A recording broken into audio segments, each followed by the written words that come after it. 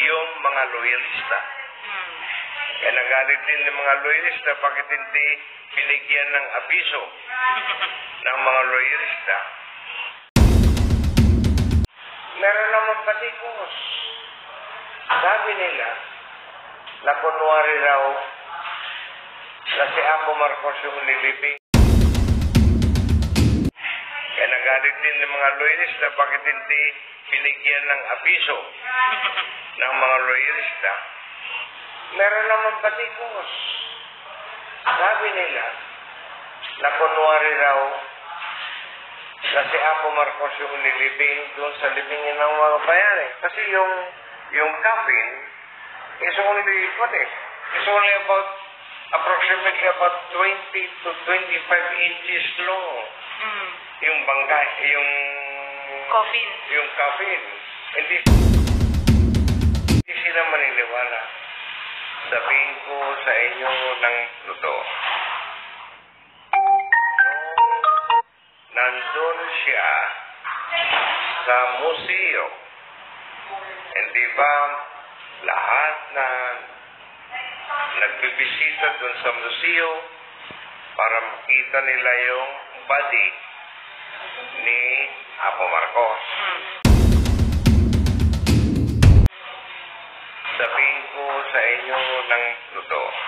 Nandun siya sa museo.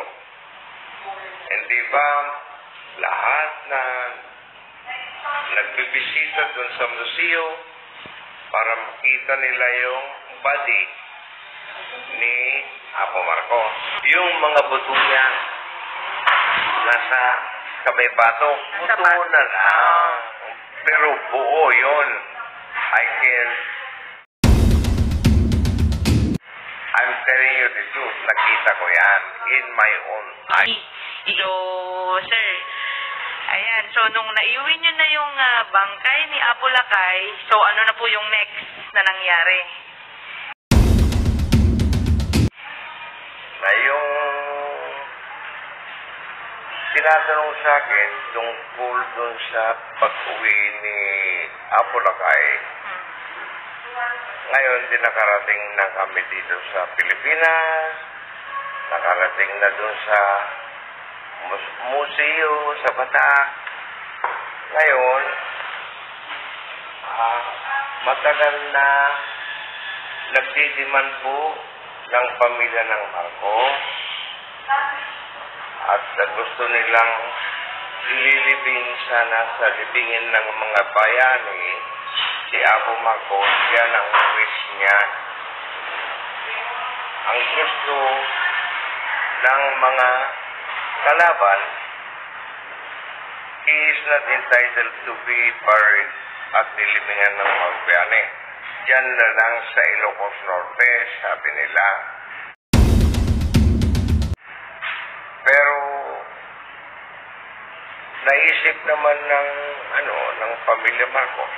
I heard that in Hawaii.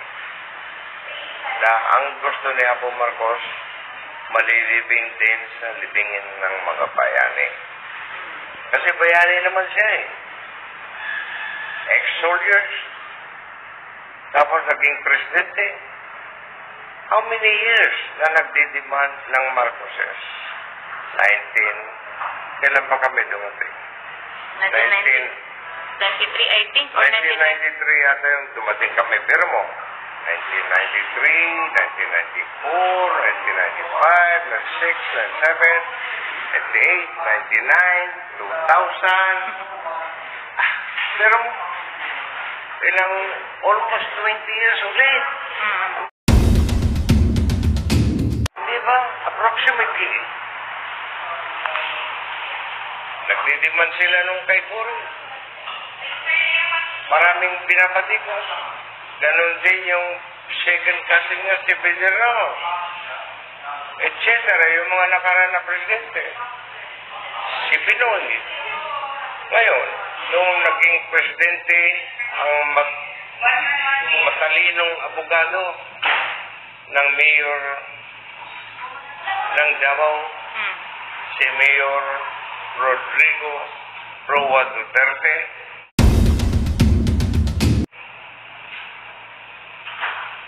naging presidente, sinabi niya nung nagkakampanya na kung akong maging presidente, ililibing natin si ex-president Ferdinand Marcos Sr. Ngayon, ipinangako niya na kung sakali man siyang magiging presidente, ang una niyang gagawin ay papayagan niyang ililibing si Apo Marcos. According to the Constitution, na in any president, they are entitled to be buried at nilibingan ng mga bayani. Isa pa, ex-soldier siya. Wala pa yatang isang taon. Nag-decision si President Duterte na ililibing na sa libingan ng mga bayani si Apo Marcos. Hindi ko naalala kung idinaan yata ng regarding yung batas. Eh ngayon, nag-decision siya na being president. Sige, pinayagan niya na. Kinausap niya ng nakaset up na yung para wala nang gulo. Pinag-aralan namin. Pinag-aralan natin. Ganon din si president.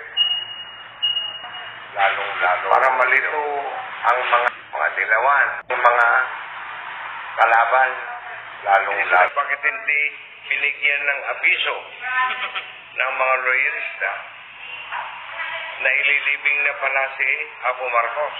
Surprisingly, napakabait si Presidente Digong. Ginamit pa niya yung helicopter na pinikap si yung bangkay ni Apo Marcos sa Ilocos Norte na hindi alam ng mga tao. Bakit hindi pinaalam, sir? Kasi nga, alam mo namang mga dilawa. Ha? Di, nagrally sana sila ulit. Ay gusto ni Duterte na tahimik naman ang paglibing kay Apo Marcos sa libingan ng mga bayani para peaceful yung libing kay Apo Marcos. I was there. I was the one na nag-secure doon sa main gate ng libingan ng mga bayani na kung wala kang pangalan na member of family and very close lang, Hindi ka makakapasok. hindi ka makakapasok. Kaya nalaman nila kagad yung mga loyalista, dumating sila. Pero tapos na yung libing. Ganon ang nangyari po. Pero may honor, score. Nakita naman niyo sa video. Tapos naman, meron naman patikos. Sabi nila, na kunwari raw, na si Apo Marcos yung nilibing doon sa libingin ng mga bayani. Sabi nila hindi na totoo. Kasi yung anong tawag? Coffin. Yung coffin is only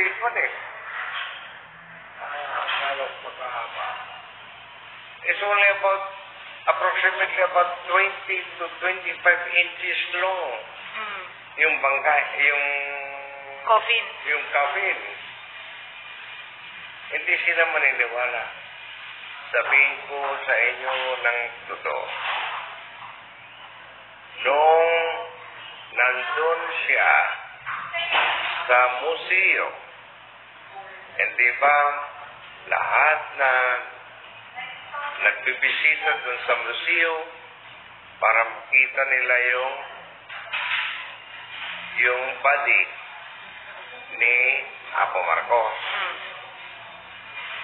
Pero yung mga buto niya nasa kamay pato. Kasi yung mga buto niya nasa buto na lang. Pero buo yun. I'm telling you the truth. Nakita ko yan in my own eyes. Ano pa yun? Naalala ko. Napaganda yung paglibing kay Apo Marcos. Simple, tahimik, sa plano ng Marcos and President Duterte. Isinikrito nila kasi ayaw nilang guguluhin ulit doon sa libingan ng mga bayani ng mga dilawan. Kaya, yan ang totoong nakita ko po. Ang iyong lingkod, matagal ako nagserbisyo sa mga Marcoses, lahat na ugali nila, lahat na ginawa nila, yung nakaraan interview ko, walang sobra yun. Pero marami pang kulang sa susunod. Meron pa akong sasabihin sa inyo, pero Huwag muna ngayon. mahal na araw, plano ko rin na uuwi po. Kaya, salamat sa pagdidinig niyo ulit yung tunay na nangyari sa paglibing ni Apo Marcos, kung bakit hindi pinayagan at pinayagan ni Presidente Duterte na nandun na siya ngayon sa libingan ng mga bayani. Kaya kung birthday niya, sa kapista ng patay, Pwede. binibisita namin doon po. Especially yung birthday niya, September 11, binibisita namin together with yung mga loyalista. Dami doon. Kaya sa susunod po, meron pang akong iistoryahin regarding yung mga ginawa nilang karadumal-dumal na sinequester yung mga area ng Marcos po. Abangan niyo po. Marami pa yan. Uulat, what's new? Sa hindi pa nakapag-subscribe, follow, and share, huwag niyong kalimutan na tangkilikin upang patuloy na makapaghatid ako ng magandang balita